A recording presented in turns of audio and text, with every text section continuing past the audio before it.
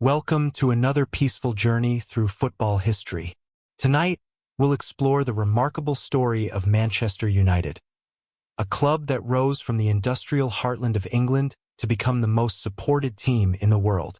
From humble beginnings as Newton Heath to the theater of dreams. This is a tale of tragedy, triumph, and the indomitable spirit that defines the Red Devils. So settle in, close your eyes, and let us take you back to 1878, to the smoky streets of Manchester, where railway workers were about to create something truly special. In the autumn of 1878, Manchester was the beating heart of the Industrial Revolution. The city's skyline was dominated by towering chimneys belching smoke from countless factories, and the clatter of machinery never ceased. Amidst this industrial symphony, a group of workers from the Lancashire and Yorkshire Railway Depot decided to form a football club.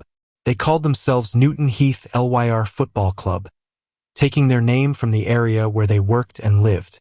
These were hard-working men carriage and wagon department employees who spent their days maintaining the great steam engines that connected Manchester to the world.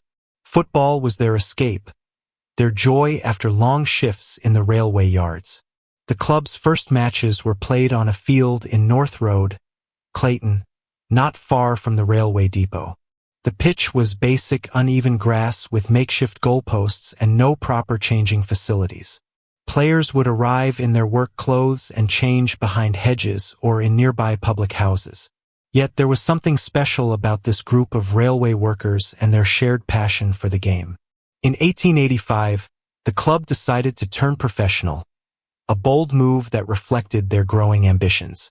They dropped the LYR from their name, becoming simply Newton Heath Football Club. This professionalization allowed them to attract better players and compete more seriously, though financial struggles would remain a constant challenge. The late 1880s and early 1890s were formative years for Newton Heath. They moved to Bank Street in Clayton, their first proper home ground, which could hold around 15,000 spectators. The ground was basic but atmospheric, with spectators standing on wooden terracing that would creak and sway during exciting moments. Newton Heath's early years were marked by moderate success in various local competitions. They joined the Football Alliance in 1889, a precursor to the more organized league system that would follow. The club's colors during this period were green and gold colors that would later become symbolic of fan protests and identity. By the 1890s, Newton Heath had established themselves as one of Manchester's prominent clubs, though they remained in the shadow of their more successful neighbors. The club's supporters were drawn primarily from the working-class communities around Clayton and the surrounding areas. These fans formed deep emotional connections with their team, connections that would be passed down through generations. Financial difficulties plagued the club throughout the 1890s. Professional football was still finding its feet economically, and smaller clubs like Newton Heath struggled to balance their books. Players' wages, ground maintenance, and travel costs often exceeded the modest income from gate receipts and local sponsorship. The turn of the century brought new challenges. In 1901, Newton Heath faced bankruptcy and were on the verge of dissolution. Creditors were circling, players were leaving, and the future looked bleak. The club that had begun with such hope and community spirit among railway workers was now facing extinction. But football clubs, like the communities they represent, often find ways to survive their darkest hours. A group of local businessmen, led by John Henry Davies, stepped forward to save Newton Heath from bankruptcy. Their intervention would not only rescue the club but transform it entirely. On April 24, 1902, Newton Heath Football Club officially became Manchester United Football Club. The name change wasn't just cosmetic. It represented a new beginning, new ambitions, and a broader identity that would encompass the entire city of Manchester rather than just one neighborhood. The railway workers who had founded Newton Heath could hardly have imagined that their small club would one day become a global institution. But they had established something precious, a sense of community, loyalty, and shared identity that would survive name changes, stadium moves, and countless challenges in the decades to come. The transformation from Newton Heath to Manchester United brought immediate changes that extended far beyond just the name. John Henry Davies, the brewery owner who had rescued the club, possessed both the financial resources and the vision to transform Manchester United into something special. Davies' first major decision was to move the club away from Bank Street to a new, purpose-built stadium in Old Trafford. The move, completed in 1910, was revolutionary for its time. Old Trafford was designed to be one of the finest football stadiums in the world, with a capacity of 80,000 and facilities that surpassed almost every other ground in England. But before the move to Old Trafford, Manchester United had already begun to establish themselves as a force in English football. Under the management of Ernest Mangnall, who arrived in 1903, the club developed a distinctive style of play that emphasized attack and entertainment. Mangnall understood that football was not just about winning, it was about capturing the imagination of the supporters. The team that Mangnall assembled was truly exceptional. Players like Charlie Roberts, the elegant centre-half who captained both club and country, brought a new level of sophistication to United's play. Roberts was more than just a defender. He was a leader who understood tactics and could organize his teammates with the authority of a field general. In the forward line, Sandy Turnbull became the club's first genuine star. His pace and finishing ability made him one of the most feared strikers in English football. Alongside him, players like Billy Meredith, who would later join from Manchester City, added skill and creativity that made United genuinely exciting to watch. The 1907 to 2008 season marked Manchester United's emergence as England's premier club. They won their first Football League championship, playing football that was both effective and entertaining. The title wasn't won by grinding out results but by outplaying opponents with superior technique and tactical understanding. Even more significantly, Manchester United became the first English club to win the FA Cup and the League Championship in the same season, achieving this feat in 1908 to 2009. The FA Cup final victory over Bristol City was watched by over 71,000 people at Crystal Palace, and United's 1-0 victory was celebrated throughout Manchester. The move to Old Trafford in 1910 coincided with Manchester United's second league championship. The new stadium was inaugurated on February 19, 1910, with a match against Liverpool that United won 4-3. From the very first match, Old Trafford felt special. The acoustics were perfect, the sightlines were excellent, and the atmosphere was electric. Billy Meredith, who had joined from Manchester City in 1906, became the club's first genuine superstar. Known for chewing on a toothpick during matches, Meredith was a winger of exceptional skill and intelligence. He could create chances from seemingly impossible positions and had the rare ability to perform in the biggest matches when pressure was highest. The pre-World War I years established many traditions that would endure throughout Manchester United's history. The attacking style of play, the expectation of entertaining football, and the belief that the club should represent the finest values of the sport all took root during this period. World War I brought an abrupt end to this first golden age. Many players enlisted in the military, and organized football was suspended for the duration of the conflict. Old Trafford was used by the military, and the club, like the entire country, had to adapt to wartime conditions. The war claimed the lives of several Manchester United players and supporters, a tragic reminder that football, no matter how important it seemed, was still just a game compared to the great events shaping the world. When peace returned in 1918, Manchester United, like Britain itself, would need to rebuild and rediscover their identity in a changed world. The legacy of this first golden age extended far beyond trophies and victories. Manchester United had established themselves as more than just a Manchester club. They had become a symbol of English football's finest qualities. The foundations laid during these years would support the club through future triumphs and tragedies.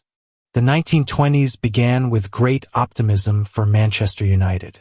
The war was over, normal life was resuming, and there was hope that the club could recapture the glory of their pre-war years. However, what followed was one of the most challenging periods in the club's history. Nearly 2 decades of struggle that tested the loyalty of supporters and the resolve of the institution itself. The immediate post-war period saw significant changes in English football. The game had evolved during the war years, and many of United's pre-war stars were either too old to continue or had moved on to other pursuits. Building a new team proved more difficult than anyone had anticipated. Throughout the 1920s, Manchester United yo-yoed between the first and second divisions, never quite able to establish themselves consistently at the highest level.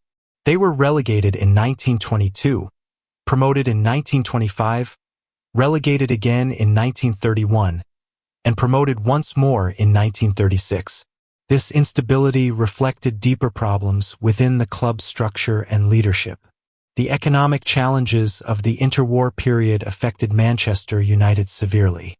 The Great Depression reduced attendance figures, and the club struggled to invest in new players or maintain Old Trafford to the standards that supporters expected.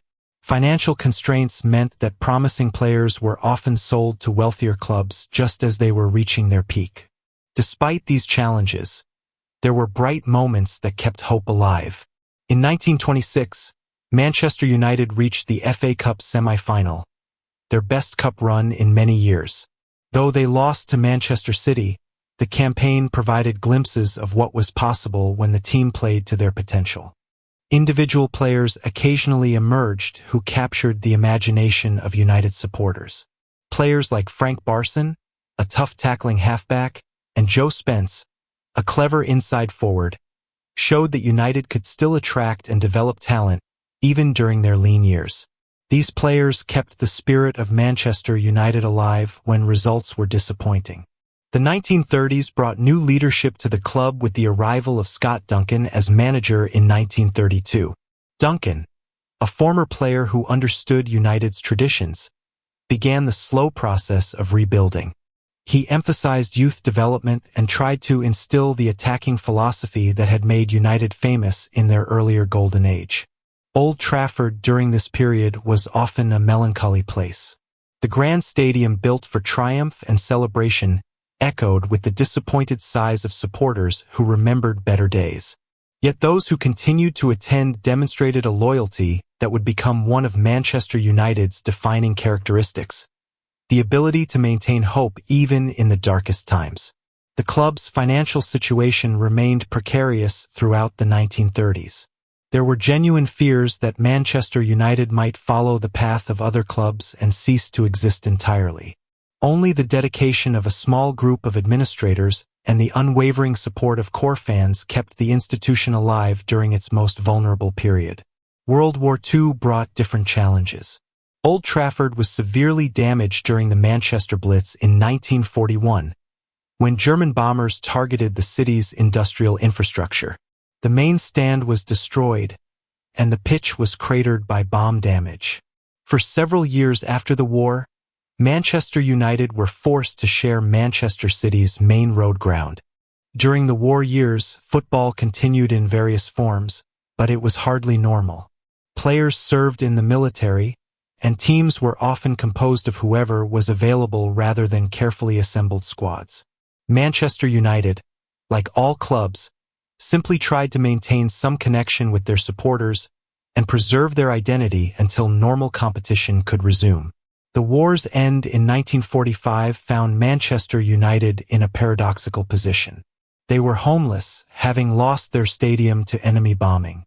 They were financially weak after years of reduced income. Many of their players were aging or had moved on during the war years. Yet there was also a sense that this represented an opportunity for complete renewal.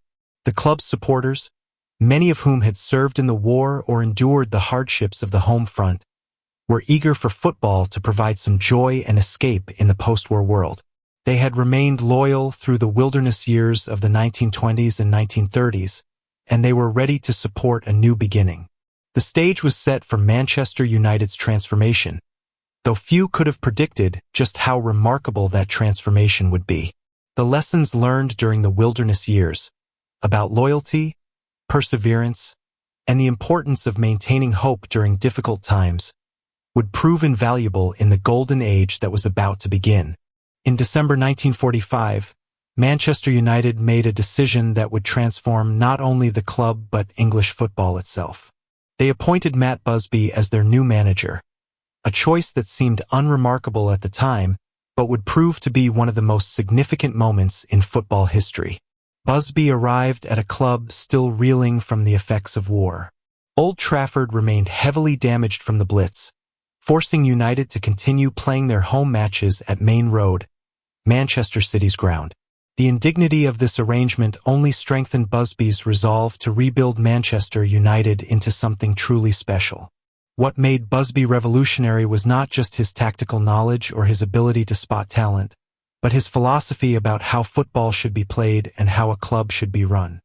He believed that Manchester United should entertain as well as win, that the club had a responsibility to play football that lifted the spirits of working people who came to watch after difficult weeks in factories and offices. More importantly, Busby had an unwavering faith in young players. While other managers bought established stars, Busby invested in United's youth system, believing that players developed within the club would have a deeper understanding of what it meant to represent Manchester United. This philosophy would create one of the most beloved teams in football history. The first fruits of Busby's approach became evident in the late 1940s. United won the FA Cup in 1948, their first major trophy since before World War I. The victory over Blackpool at Wembley was celebrated throughout Manchester as a sign that the club was returning to its rightful place among England's elite. But it was in the 1950s that Busby's vision truly flourished. A generation of young players emerged from United's youth system who would become known as the Busby Babes. These were not just talented footballers but young men who embodied everything positive about the post-war generation: optimism, energy, and an unshakable belief that anything was possible. Duncan Edwards was the jewel of this generation. Still a teenager when he first played for United, Edwards possessed a combination of physical power, technical skill, and football intelligence that veteran players found almost impossible to believe. He could play anywhere on the field and dominate matches through sheer force of personality and ability. Alongside Edwards, players like Bobby Charlton, Dennis Viollet, Tommy Taylor, and Roger Byrne formed a team that played football with a joy and freedom that had rarely been seen before. They were young, fearless, and utterly convinced that they were destined for greatness. Manchester United won the First Division Championship in 1956 and 1957, playing football that was both devastatingly effective and wonderfully entertaining. Old Trafford, finally rebuilt and restored to its former glory, became a pilgrimage site for football lovers who came to witness this extraordinary group of young players. Busby's decision to enter the European Cup in 1956, despite opposition from the Football League, showed his vision extended beyond English football. He understood that Manchester United had the potential to become one of Europe's great clubs, and the European Cup provided the stage for his young team to prove themselves against the continent's finest. United's first European campaign was a revelation. They defeated Anderlecht and Borussia Dortmund with displays of attacking football that left opponents bewildered and supporters ecstatic. The semi-final against Real Madrid, though United lost, established them as a team capable of competing with anyone in the world. The 1957-58 season began with unprecedented optimism. United had retained their league championship, they were competing in the European Cup again, and the Busby Babes were still improving. The average age of the team was just 22, suggesting that their best years were still ahead of them. The European Cup campaign began magnificently. United defeated Shamrock Rovers and Dukla Prague to reach the quarterfinals against Red Star Belgrade. The first leg in Manchester ended 2-1 to United, setting up a fascinating return match in Yugoslavia. On February 5, 1958, United drew 3-3 in Belgrade to qualify for the semifinals. The team was jubilant. They had overcome a difficult opponent and were now just 2 matches away from the European Cup final. The players boarded their chartered aircraft for the journey home, looking forward to continuing their quest for European glory. The plane stopped in Munich to refuel. Snow was falling, and conditions were difficult, But there was no sense of foreboding. The players were relaxed, some playing cards, others reading or simply chatting about the match they had just played and the semifinal that awaited them. At 3:04 p.m. on February 6, 1958, the aircraft attempted to take off from Munich airport for the third time. Ice on the wings and slush on the runway combined to create conditions that made flight impossible. The plane failed to gain altitude, crashed through a fence, and struck a house beyond the end of the runway. 23 people died in the Munich air disaster, including 8 Manchester United players. Duncan Edwards, the most promising footballer of his generation, fought for his life for 15 days before succumbing to his injuries. The Busby Babes, who had seemed destined to conquer European football, were gone.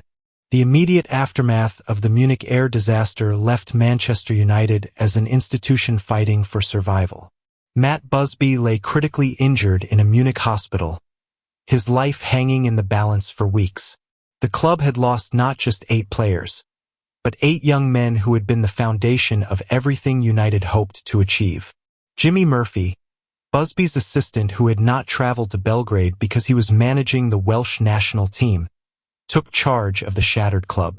His first task was simply to field a team for United's next match against Sheffield Wednesday, just 13 days after the disaster. He assembled a squad of reserve players, youth team members, and emergency signings. The match against Sheffield Wednesday became one of the most emotional occasions in football history. Old Trafford was packed with supporters who came not just to watch football, but to mourn together and show their support for the survivors. When the team emerged from the tunnel, the entire stadium stood in silence before erupting in applause that seemed to last forever. United won that match 3-0, with goals from Shea Brennan and Alex Dawson. But the result was almost irrelevant. What mattered was that Manchester United had survived its darkest hour and demonstrated that the spirit of the club was unbreakable. The tears that flowed in the stands that day were for the lost Busby Babes, but also tears of relief that their club would continue. Matt Busby's recovery was slow and painful. The physical injuries were severe enough, but the emotional trauma of losing so many young men he had nurtured from boyhood was almost unbearable. When he finally returned to Old Trafford, he was a changed man, older, more cautious, but with an even deeper understanding of what Manchester United meant to its supporters. The immediate challenge was rebuilding the team. Some survivors like Bobby Charlton and Bill Fowlkes provided continuity with the pre-Munich era, but new players were needed urgently. Busby made some inspired signings, bringing in players like Dennis Law from Torino and Pat Crerand from Celtic, who understood both the quality required and the emotional weight of representing Manchester United. Bobby Charlton emerged as the spiritual leader of the rebuilt team. A survivor of Munich who had lost many close friends in the disaster, Charlton carried the memory of the Busby Babes in every match he played. His thunderous long-range shots and tireless running seemed to embody the spirit of those who had been lost. Dennis Law brought a different quality to the team. The Scottish forward was a maverick, unpredictable, and brilliant in equal measure. His partnership with Charlton and later with George Best would form the heart of United's second great team. Law's ability to score spectacular goals in crucial matches made him an instant hero with United supporters. The arrival of George Best in 1963 completed Busby's second great team.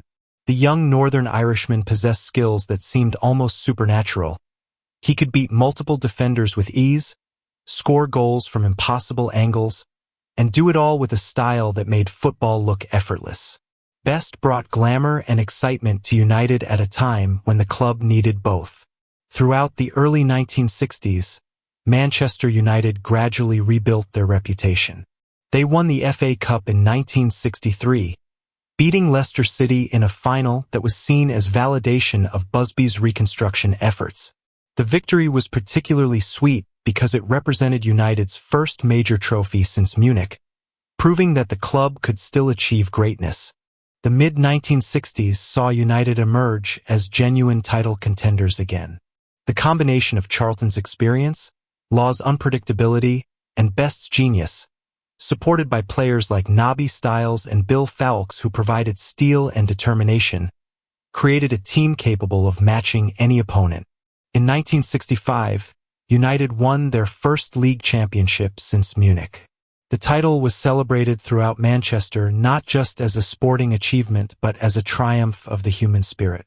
The club that had been devastated 7 years earlier had proven that tragedy, no matter how devastating, could not destroy the essence of what made Manchester United special. The 1967 championship was won in even more convincing fashion, with United playing football that recalled the best of the Busby babes while adding new dimensions of pace and power. George Best was now recognized as one of the world's finest players. Bobby Charlton remained the team's inspiration, and Dennis Law provided the goals that won crucial matches. But Busby's greatest dream remained unfulfilled, winning the European Cup.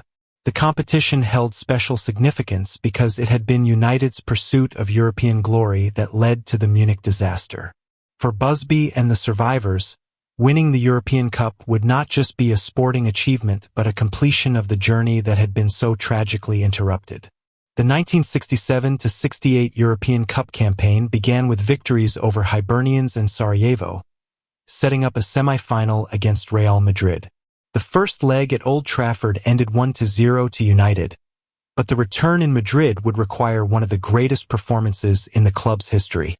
At the Santiago Bernabéu, with the ghosts of Munich watching, Manchester United produced a display of courage and skill that will never be forgotten. They withstood intense pressure from Madrid before securing a 3-3 draw that put them into the European Cup final. The emotion of that achievement was overwhelming. 10 years after Munich, United were 2 matches away from European glory.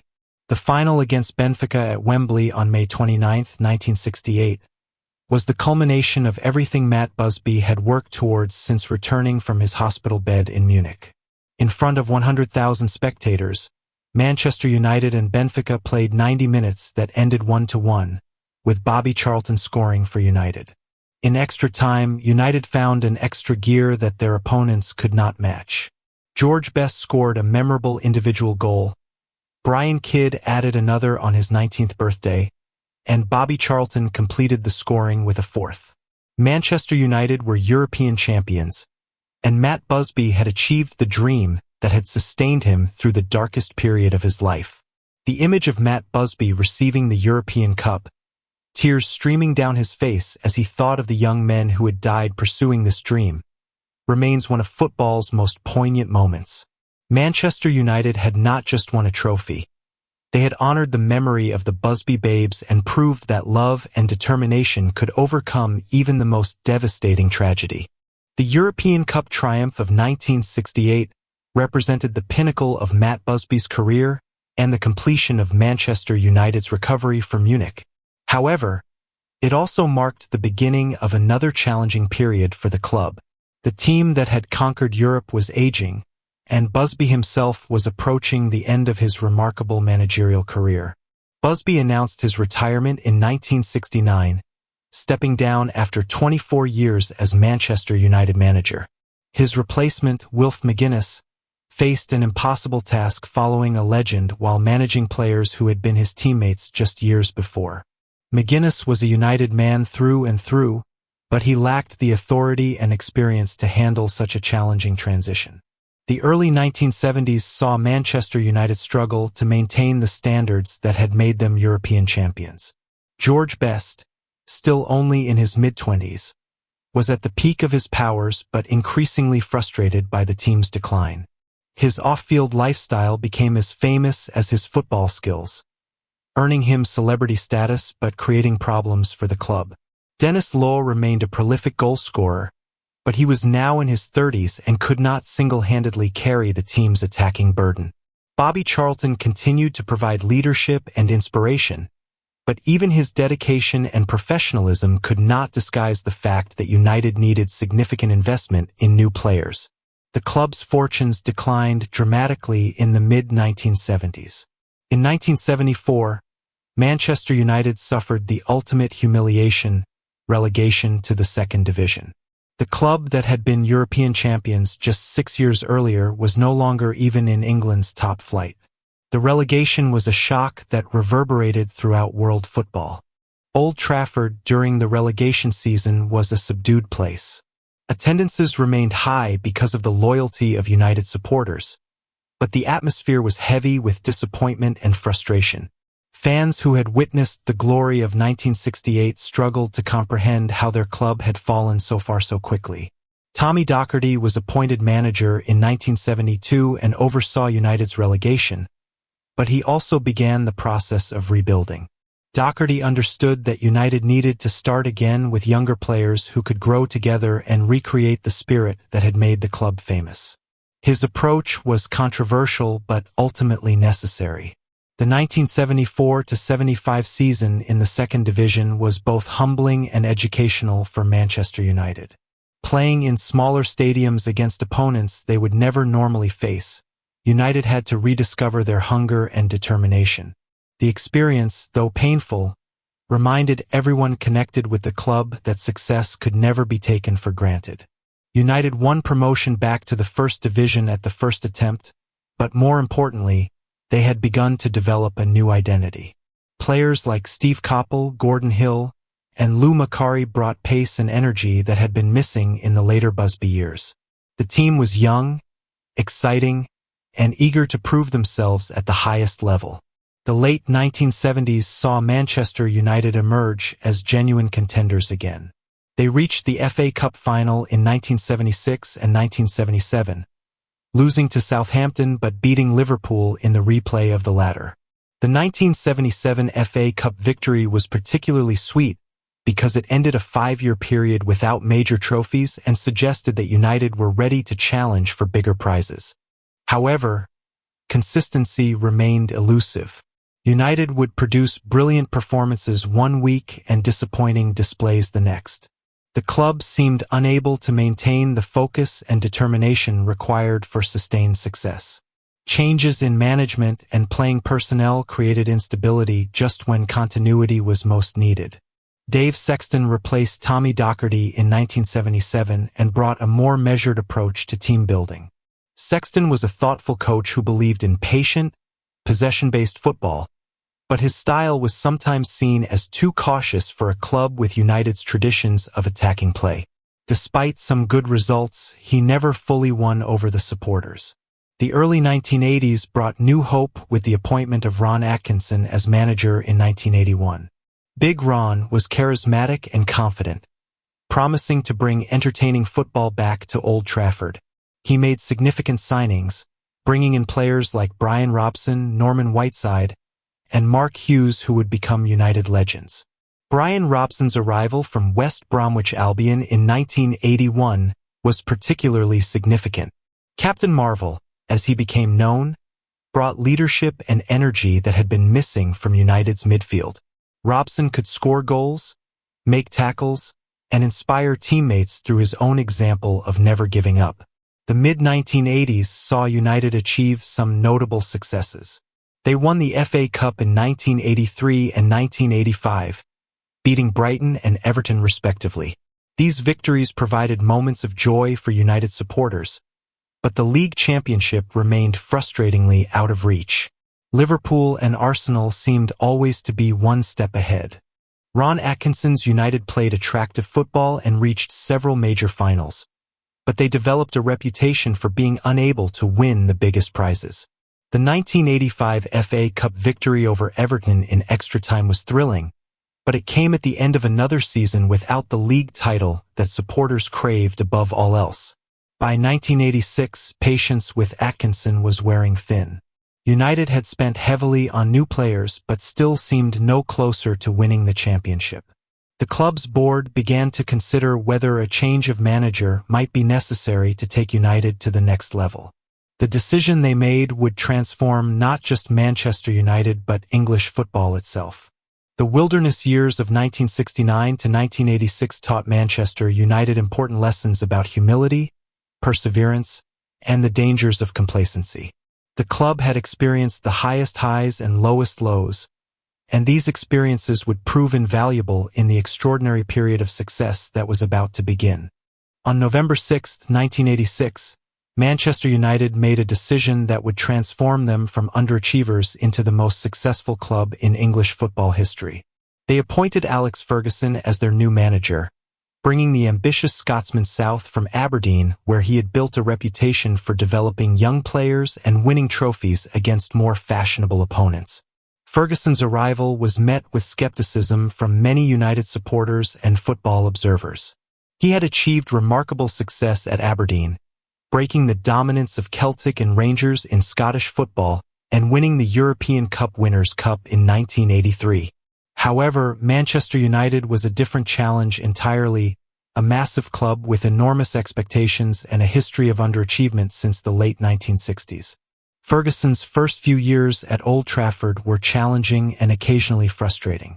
He inherited a squad with some talented individuals but little collective identity or winning mentality. Players like Brian Robson provided leadership and quality, but the overall standard was inconsistent with United's ambitions to challenge for major honors. The new manager's approach was methodical and long-term oriented. Rather than making dramatic changes immediately, Ferguson studied the club's culture, identified areas for improvement, and began the slow process of building a team capable of sustained success. He placed particular emphasis on discipline, fitness, and mental strength. One of Ferguson's first major decisions was to address Manchester United's drinking culture. Several senior players were known for their social activities, and Ferguson believed this unprofessional approach was holding the team back. His confrontations with established players sent a clear message that standards would be raised across the club. The 1980s were concluding with United still searching for their first league championship since 1967. Ferguson's early seasons brought some encouraging signs: improved performances against top opponents, better organization defensively, and glimpses of the attacking football that United supporters demanded.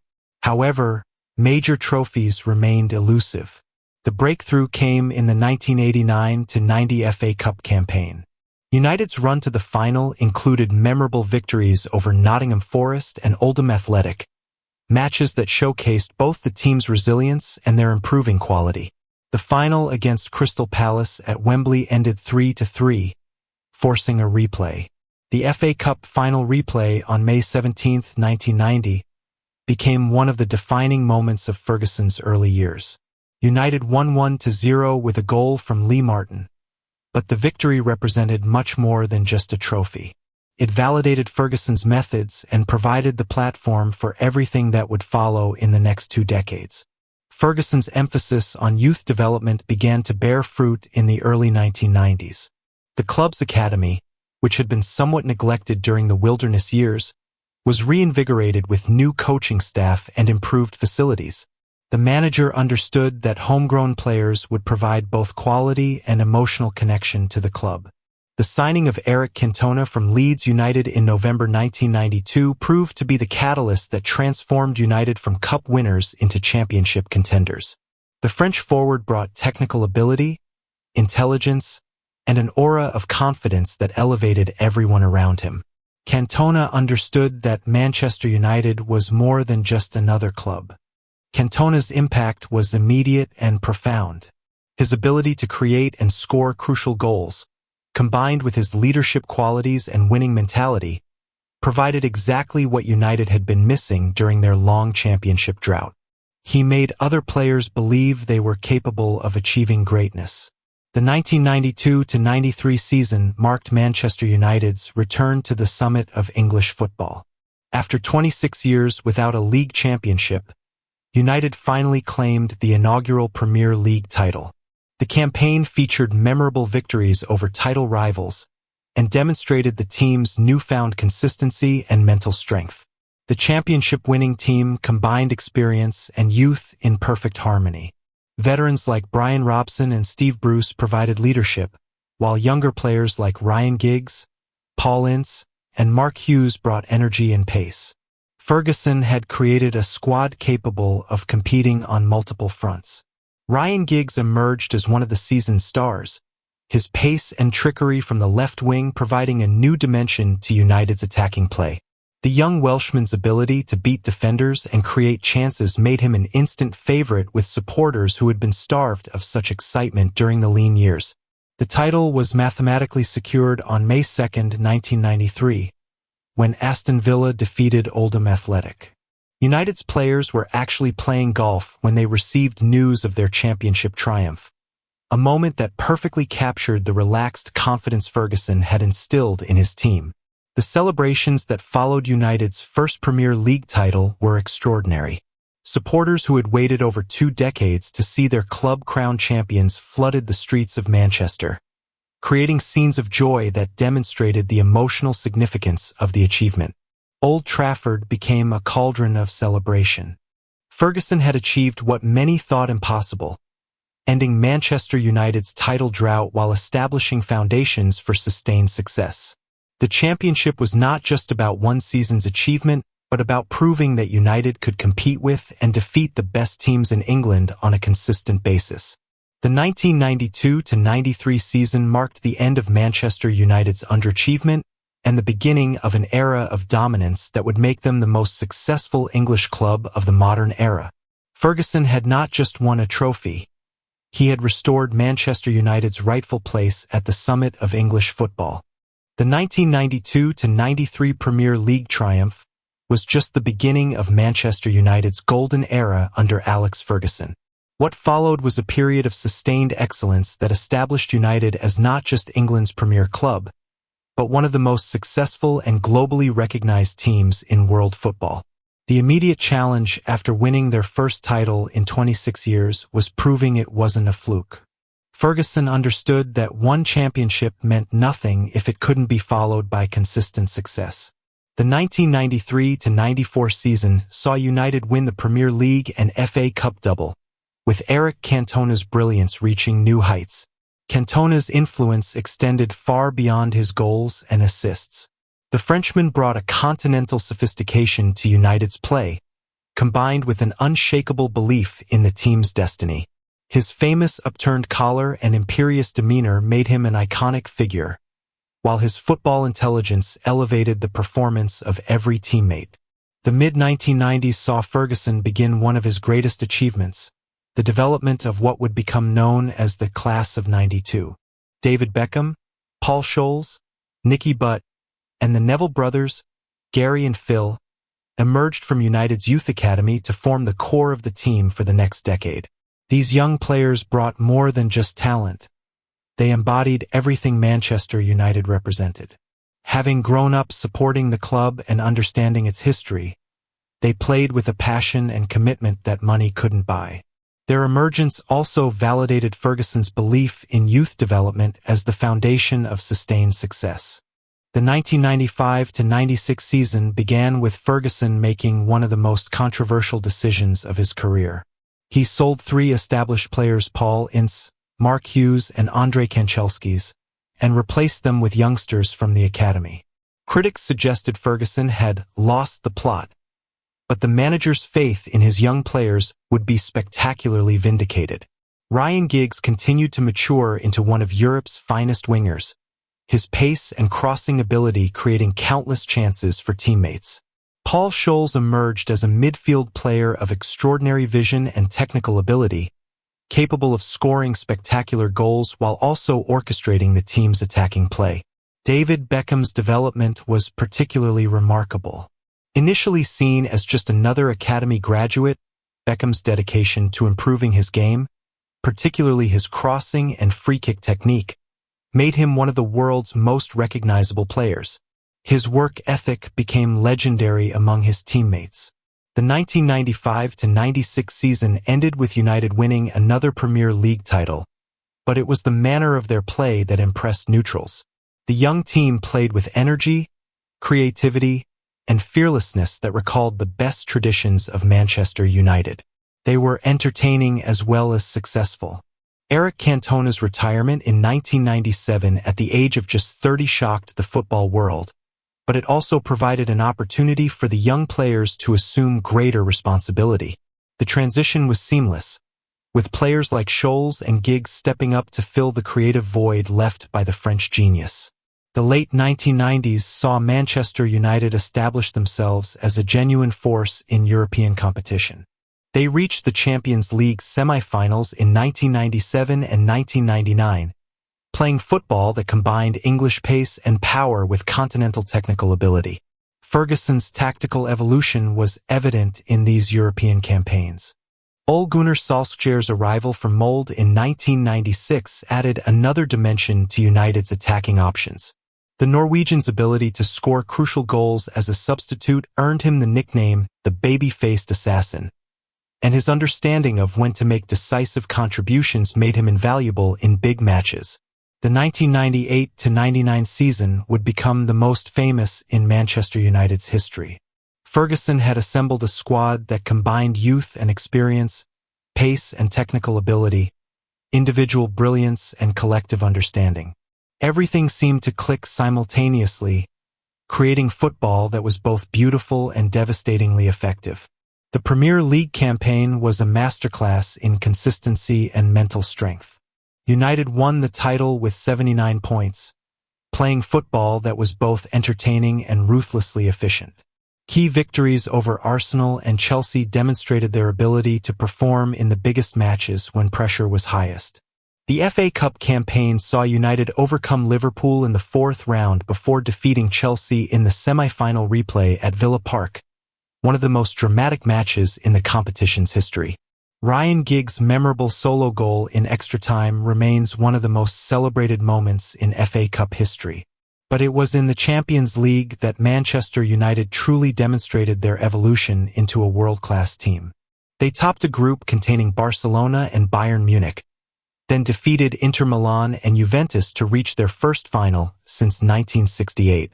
The progression through these rounds showcased tactical maturity and mental resilience. The Champions League final against Bayern Munich on May 26, 1999, at Camp Nou in Barcelona, seemed destined to end in disappointment. United trailed 1-0 with just minutes remaining, and Bayern appeared to be in complete control. Ferguson's team had dominated English football, but seemed set to fall short in Europe's premier competition. What happened in the final few minutes of that match has become football folklore. Teddy Sheringham equalized in the first minute of injury time, and Ole Gunnar Solskjaer scored the winner just 2 minutes later. United had completed the unprecedented Treble Premier League, FA Cup, and Champions League in the same season. The emotional scenes that followed United's treble triumph were extraordinary. Players collapsed with exhaustion and joy, supporters wept with happiness, and Alex Ferguson achieved the European glory that had seemed to elude him throughout his career. It was a moment of pure sporting magic. The treble achievement elevated Manchester United to a new level of global recognition. They were no longer just England's most successful team, but one of the world's great sporting institutions. The combination of attacking football, dramatic victories, and charismatic players made them beloved far beyond Manchester. The early 2000s saw United continue their domestic dominance while becoming genuine contenders for European honors every season. The signing of Ruud van Nistelrooy from PSV Eindhoven added a clinical edge to their attack, while the continued development of the class of '92 provided stability and leadership. Ferguson's tactical evolution during this period was remarkable. He adapted his team style to suit different opponents while maintaining the attacking philosophy that had always defined Manchester United. His ability to motivate players and make crucial tactical decisions in big matches set him apart from his contemporaries. The arrival of Cristiano Ronaldo from Sporting Lisbon in 2003 added another dimension to United's attacking play. The young Portuguese winger brought skills and pace that recalled the best of George Best, while his dedication to improving his game made him the perfect player for Ferguson's methods. Wayne Rooney's signing from Everton in 2004 completed what many consider Ferguson's greatest ever squad. Rooney's combination of technical ability, physical power, and football intelligence made him the ideal player for United's system. His partnership with Van Nistelrooy and later with Ronaldo was devastating for opponents. By 2006, Manchester United had established themselves as the most successful English club of the modern era. Ferguson had transformed them from underachievers into serial winners, creating a culture of excellence that permeated every aspect of the club. The foundations were in place for even greater achievements in the years ahead. The mid-2000s marked the beginning of what many consider Alex Ferguson's greatest period as Manchester United manager. Having already established the club as domestic champions, Ferguson now set his sights on European domination while continuing to develop young players who would carry United's traditions into the next generation. The 2006 to 2007 season saw Ferguson make tactical adjustments that would define United's play for the next several years. He moved away from the 4-4-2 formation that had served the club so well and began experimenting with more fluid systems that allowed his talented attacking players greater freedom to express themselves. Cristiano Ronaldo's development during this period was extraordinary to witness. The young Portuguese player had arrived as a skillful but somewhat selfish winger, but under Ferguson's guidance, he evolved into one of the most complete attacking players in world football. His goal-scoring statistics improved dramatically each season. Wayne Rooney's partnership with Ronaldo became one of the most devastating combinations in European football. Rooney's work rate and football intelligence created space for Ronaldo to exploit, while Ronaldo's pace and finishing ability gave Rooney the perfect foil for his creative instincts. The 2006 to 2007 Premier League campaign was a masterclass in sustained excellence. United won the title with 89 points, playing football that combined pace, power, and technical ability in equal measure. Their ability to score goals from any situation made them almost impossible to defend against consistently. Paul Scholes continued to orchestrate United's midfield play with a passing ability that seemed to improve with age. His vision and technical ability allowed United to control the tempo of matches, while his occasional spectacular goals provided moments of pure brilliance that lifted entire stadiums. The Champions League campaign of 2006 to 2007 ended in disappointment with a semi-final defeat to AC Milan, but it demonstrated that United were ready to challenge for European honors again. The experience gained from competing against Europe's elite would prove invaluable in the seasons that followed.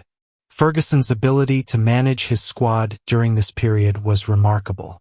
He rotated players carefully to maintain freshness throughout long campaigns while ensuring that team chemistry and understanding continued to develop. His man-management skills reached new levels of sophistication. The 2007 to 2008 season would prove to be one of the most memorable in Manchester United's history. Ferguson had assembled a squad that combined experience and youth, individual brilliance and collective understanding, domestic dominance and European ambition. Everything seemed perfectly aligned for a special campaign. The Premier League race was incredibly tight, with Chelsea providing fierce competition throughout the season. United's ability to win crucial matches in the final weeks of the campaign demonstrated the mental strength that Ferguson had instilled in his players over more than 2 decades. Cristiano Ronaldo's individual performance during 2007 to 2008 was simply spectacular. He scored 42 goals in all competitions, including some of the most memorable strikes ever seen at Old Trafford. His free kicks, in particular, became works of art that combined power, precision, and devastating effect. The Champions League campaign saw United navigate through difficult opponents with a combination of tactical discipline and attacking flair. Victories over Lyon and Barcelona demonstrated their ability to adapt their game plan to different styles of opposition while maintaining their attacking threat. The Champions League final on May 21, 2008, at the Luzhniki Stadium in Moscow, was a fitting climax to an extraordinary season. United faced Chelsea in the first all-English final in the competition's history, with both teams bringing their strongest sides and deepest ambitions to Russia's capital. The match itself was a tense, tactical battle that reflected the familiarity between the two teams. Cristiano Ronaldo gave United an early lead with a header, but Frank Lampard equalized for Chelsea before halftime. Extra time failed to produce a winner, leading to the drama of a penalty shootout. The penalty shootout was one of the most dramatic in football history. John Terry's slip while taking what could have been the decisive penalty for Chelsea will be remembered forever, while Edwin van der Sar's save from Nicolas Anelka secured United's third European Cup triumph. Ferguson's celebration after winning the 2008 Champions League was particularly poignant. At 66 years old, he had equaled Matt Busby's achievement of winning the European Cup with Manchester United, completing a personal journey that had taken more than 2 decades to accomplish. The domestic success continued in the following seasons, with United winning the Premier League in 2008 to 2009 and 2010 to 11. The consistency of their performance during this period was remarkable, with the team adapting to the loss of key players while maintaining their winning standards. Cristiano Ronaldo's departure to Real Madrid in 2009 for a world record fee could have marked the end of United's golden period, but Ferguson's ability to rebuild and adapt ensured continued success. The emergence of new talents and tactical adjustments maintained the team's competitive edge. The 2008 Champions League final victory marked the pinnacle of Ferguson's second great team, but it was also the beginning of the end of an era. The manager was approaching his 70s, key players were aging or moving on, and new challenges were emerging both domestically and in Europe. However, the achievements of this period, 3 Premier League titles and 1 Champions League, demonstrated that Ferguson's methods remained as effective as ever. His ability to evolve tactically while maintaining United's core values ensured that the club remained at the forefront of world football. The period from 2006 to 2013 would be remembered as Ferguson's second golden age, a time when Manchester United combined domestic dominance with European success while playing football that entertained as well as won matches. It was a fitting climax to one of the greatest managerial careers in football history. On May 8, 2013, Alex Ferguson announced his retirement from football management, ending a 26-year tenure at Manchester United that had transformed the club from underachievers into the most successful team in English football history. The decision, while not entirely unexpected given Ferguson's age, sent shockwaves through the football world. Ferguson's final season had been another triumph, with United winning the Premier League by 11 points in what was a dominant display of sustained excellence. Robin van Persie, signed from Arsenal the previous summer, had provided the goals that secured the title with his 26 league strikes in a remarkable debut season. The announcement of Ferguson's retirement created an unprecedented challenge for Manchester United. How do you replace a manager who had won 38 trophies, including 13 Premier League titles and 2 Champions League victories? The task seemed almost impossible, and the club's board understood that any successor would face enormous pressure and scrutiny. Ferguson himself recommended David Moyes, the Everton manager who had built a reputation for developing young players and achieving consistent results with limited resources. Moyes was a fellow Scotsman who shared Ferguson's work ethic and attention to detail, but he had never managed at United's level of expectation and pressure. The 2013-14 season began with optimism but quickly revealed the scale of the challenge facing Moyes. The squad he inherited was aging in key positions, and several players seemed to struggle with the transition from Ferguson's leadership to a new style of management. The chemistry that had made United so successful began to break down. United's performances during Moyes' tenure were inconsistent and often lacking the confidence and intensity that had characterized Ferguson's teams. Defeats to Liverpool, Manchester City, and other rivals highlighted the gap that had opened between United and their traditional competitors in English football. The Champions League campaign provided some respite, with United reaching the quarterfinals before losing to Bayern Munich. However, even these matches demonstrated that United were no longer among Europe's elite teams. The gap between their current level and their previous standards was becoming increasingly apparent. Moyes' attempts to sign new players were largely unsuccessful, with several high-profile targets choosing to join other clubs instead of Manchester United. The club's failure to strengthen key positions during the transfer windows contributed to the team's declining performance levels throughout the season. The atmosphere at Old Trafford during the 2013-14 season was subdued compared to the euphoria of previous years. Supporters remained loyal but were clearly disappointed by the team's performances and the apparent lack of progress under the new management. The contrast with Ferguson's final season was stark and troubling. By April 2014, it had become clear that United would not qualify for the Champions League for the first time since 1995. This represented not just a sporting failure but a significant financial blow to the club, as Champions League participation was crucial for maintaining revenue streams and attracting top players. On April 22, 2014, David Moyes was dismissed as Manchester United manager after just 10 months in charge. The decision was inevitable given the club's decline, but it marked the end of Ferguson's chosen successor and raised serious questions about United's planning for the post-Ferguson era. Ryan Giggs was appointed as interim manager for the final 4 matches of the season, bringing a brief lift to the team's performances. The Welsh legend's deep understanding of United's culture and values provided a stabilizing influence during a difficult period of transition. The 2013-14 season ended with United finishing 7th in the Premier League, their lowest position since 1989-90.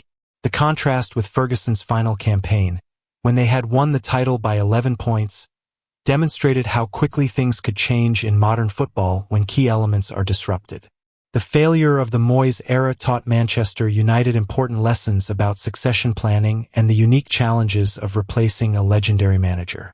It also highlighted the need for continuity in coaching methods and the importance of maintaining the club's traditional values while adapting to new circumstances.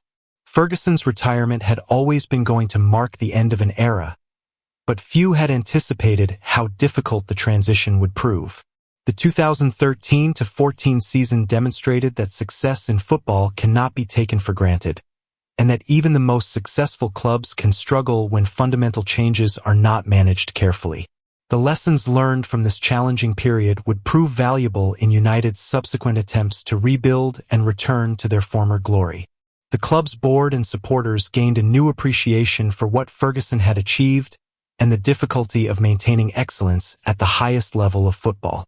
The departure of David Moyes in April 2014 left Manchester United facing a crisis of identity that would define the next 7 years.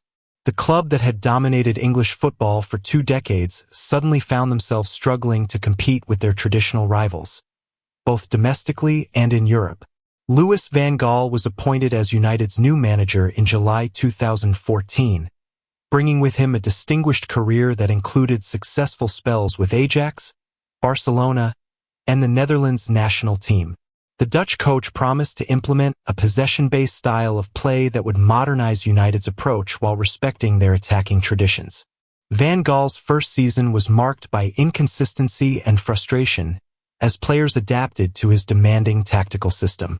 The manager's attention to detail was legendary, but his methods sometimes seemed to stifle the natural attacking instincts that had always characterized Manchester United's best teams.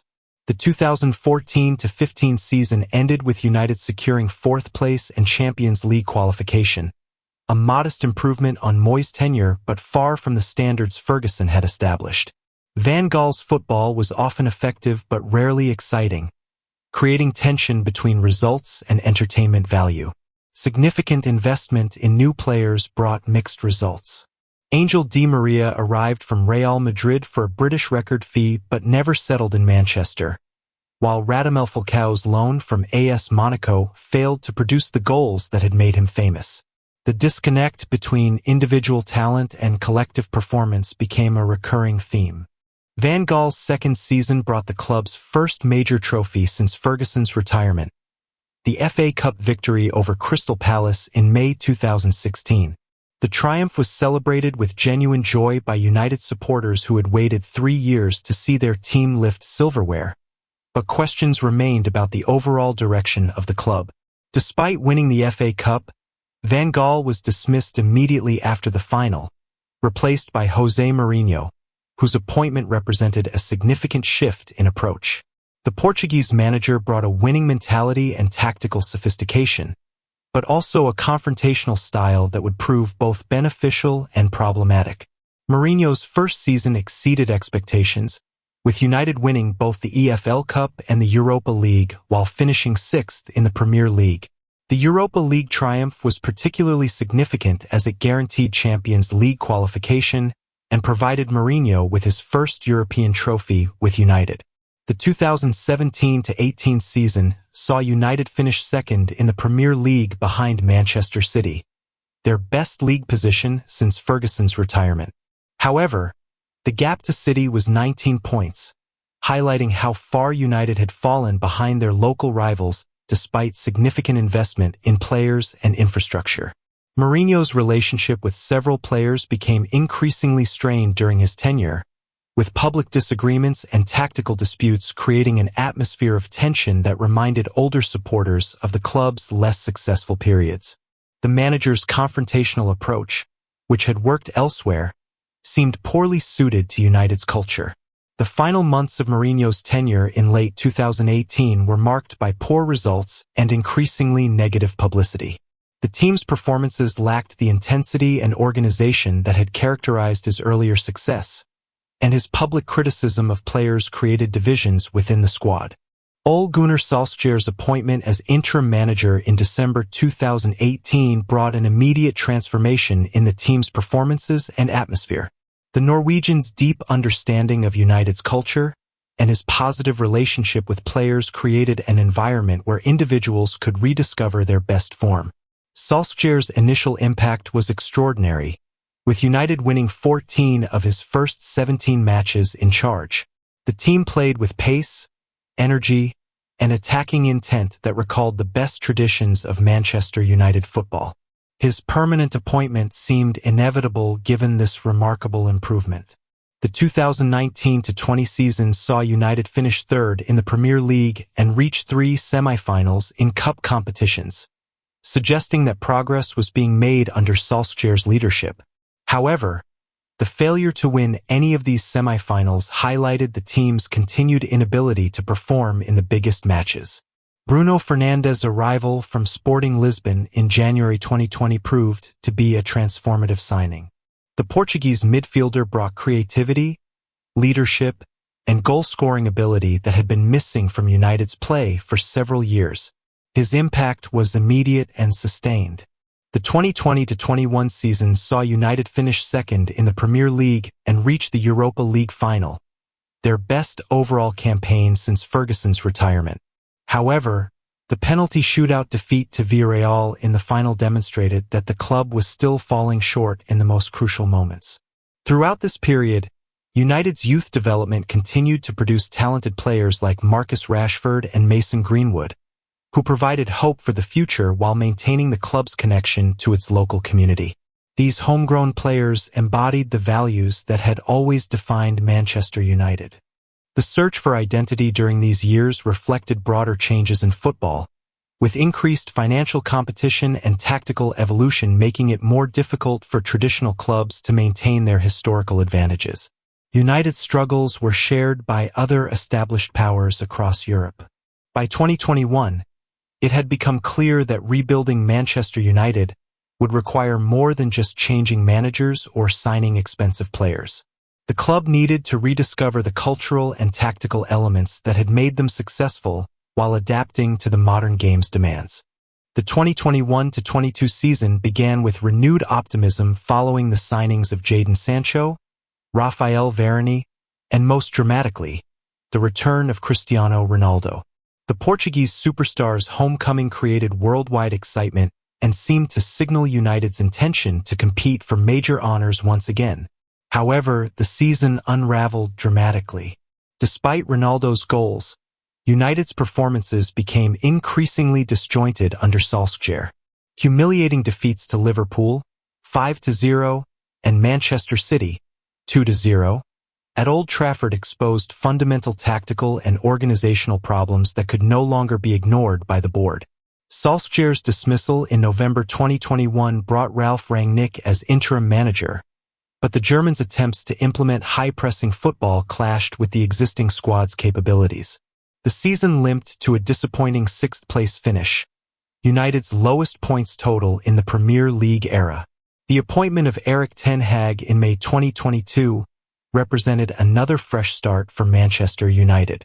The Dutch coach arrived from Ajax with a reputation for developing young players and implementing attractive, attacking football qualities that aligned perfectly with United's traditions and aspirations. Ten Hag's first season brought immediate improvements in organization and discipline. His emphasis on pressing, quick passing, and tactical flexibility transformed United from a disjointed collection of individuals into a coherent team. The difference was visible from his first matches in charge. The 2022-23 season saw United return to winning ways, claiming the EFL Cup by defeating Newcastle United at Wembley. More importantly, they secured Champions League qualification with a third-place Premier League finish, while reaching the FA Cup final where they lost narrowly to Manchester City. Key signings like Casemiro brought experience and steel to United's midfield, while Marcus Rashford enjoyed his best-ever season with 30 goals across all competitions. The emergence of Alejandro Garnacho from the academy continued United's proud tradition of developing homegrown talents. The 2023-24 season presented new challenges as United competed in the Champions League for the first time under Ten Hag. Despite early promise, they were eliminated in the group stage, highlighting the gap that still existed between United and Europe's elite clubs. Domestically, United's progress was inconsistent. While they showed they could compete with the best teams on their day, defeating Manchester City and Arsenal in important matches, they also suffered unexpected defeats to smaller clubs that cost them a higher league position. The FA Cup final victory over Manchester City in May 2024 provided Ten Hag with his second trophy and demonstrated United's ability to perform in the biggest matches. The victory was particularly sweet as it came against their local rivals who had dominated English football in recent years. Financial fair play concerns became a significant issue during this period, with United having to carefully manage their transfer spending while competing with clubs backed by nation-states. The need to balance sporting ambition with financial sustainability created ongoing tension in transfer planning. The 2024-25 season has seen continued evolution under Ten Hag's guidance. The integration of new signings with academy graduates has created a squad that combines experience with youthful energy. Players like Kobbie Mainoo have emerged from the youth system to become first-team regulars. Old Trafford's future has become a major talking point, with discussions about whether to renovate the historic stadium or build a new ground entirely. The decision will shape United's identity for generations, balancing respect for history with the demands of modern football. The Glazer family's ownership has remained a contentious issue among supporters, with ongoing protests about the club's debt burden and lack of investment in infrastructure. However, potential changes in ownership structure offer hope for increased investment in the future. United's women's team has grown in prominence, with Manchester United women competing in the Women's Super League and embodying the same attacking principles that define the men's team. This expansion represents the club's commitment to excellence across all areas of football. The academy continues to produce talented players who understand what it means to represent Manchester United. The success of graduates like Rashford, McTominay, and Mainoo validates the club's continued investment in youth development and provides hope for sustainable success. As 2025 progresses, Manchester United find themselves in a familiar position, rebuilding while maintaining expectations of competing for major honors. The challenge remains balancing respect for history with the need to evolve and adapt to modern football's demands. As we approach the end of our journey through Manchester United's remarkable history, it's important to reflect on what has made this club so special and enduring. From the railway workers of Newton Heath to the global superstars of today, United's story is one of community, resilience, and an unwavering commitment to entertaining football. The tragedy of Munich in 1958 could have ended Manchester United's story, but instead it became the defining moment that shaped the club's character. The response to that disaster, the determination to rebuild, to honor those who were lost, and to pursue the dreams they had died chasing, established values that continue to guide the club today. Matt Busby's philosophy that football should entertain as well as win became embedded in Manchester United's DNA. Even during periods of struggle, supporters have maintained the expectation that their team should play with style and ambition. This commitment to attractive football has made United beloved far beyond Manchester. Alex Ferguson's 26-year tenure created the template for sustained success in modern football. His ability to rebuild teams, develop young players, and maintain standards across multiple generations demonstrated that excellence could be sustained through evolution rather than revolution. His legacy extends far beyond trophies and records. The class of '92 Beckham, Scholes, Giggs, and the Nevilles proved that homegrown players could compete at the highest level while maintaining deep emotional connections to their club. Their success validated United's commitment to youth development and provided a model that clubs worldwide have tried to emulate. Old Trafford, the theater of dreams, has witnessed some of football's greatest moments. From the Busby babes to the Treble winners, from Best and Charlton to Ronaldo and Rooney, the stadium has been the stage for performances that have defined not just United's history, but the history of football itself. The global reach of Manchester United reflects football's transformation from local pastime to worldwide phenomenon. United supporters span every continent, united by shared passion for the club's values and traditions. This global community ensures that United's influence extends far beyond their results on the pitch. The challenges of the post-Ferguson era have demonstrated that success in modern football requires more than just tradition and history. The increased competition from financially powerful clubs and the tactical evolution of the game demand constant adaptation while maintaining core identity. United's commitment to social responsibility, exemplified by players like Marcus Rashford's campaigns against child poverty, shows how football clubs can use their platform to address broader social issues. This represents a modern expression of the community values that have always defined Manchester United. The academy at Carrington continues to produce talented young players who understand what it means to represent Manchester United. Players like Mason Greenwood and Kobbie Mainoo carry forward the traditions established by generations of academy graduates while adapting to contemporary football's demands. The commercial success that has made Manchester United one of the world's most valuable sports franchises provides resources for continued competitiveness, but it also creates pressure to balance sporting ambition with financial considerations. Managing this tension remains one of the club's biggest challenges. Women's football has become an increasingly important part of United's identity, with Manchester United women competing at the highest level and embodying the same values of attacking play and youth development that define the men's team. This expansion represents evolution rather than departure from tradition.